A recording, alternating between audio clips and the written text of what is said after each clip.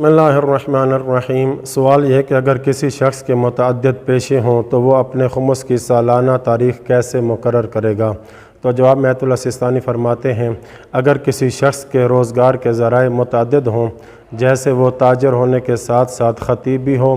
یا ملازمت پیشہ ہونے کے ساتھ ساتھ قافلہ سالار بھی ہو، یا تاجر ہونے کے ساتھ ساتھ کسان بھی ہو، تو ایسے شخص کو اپنے تمام پیشوں کے لیے ایک ہی دن یا ہر ایک پیشے کے لیے الگ الگ دن سالانہ تاریخ مقرر کرنے کا اختیار حاصل ہے، اور اس آخری فرض پر اگر اسے کوئی ہدیہ موصول ہو جائے تو وہ جس تاریخ پر بھی اس کا حساب کر لے درست ہے، لیکن یہ اختیار اسے اس وقت ہے جب ہر پیشہ اس کے اخراجات کی اچھی خاصی مقدار کے لیے کافی ہو، لیکن اگر ایک پیشے سے حاصل ہونے والی رقم اس کے سالانہ اخراجات کی اچھی خاصی مقدار کے لیے کافی نہ ہو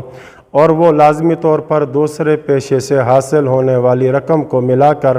اپنا خرچہ پورا کرتا ہو، تو واجب ہے کہ تمام پیشوں کے لیے ایک ہی سالانہ تاریخ مقرر کرے، اور اس کی سالانہ تاریخ وہ دن ہوگا جس میں اس نے پہلے کام کا آغاز کیا تھا۔ وصلی اللہ علی محمد وآلہ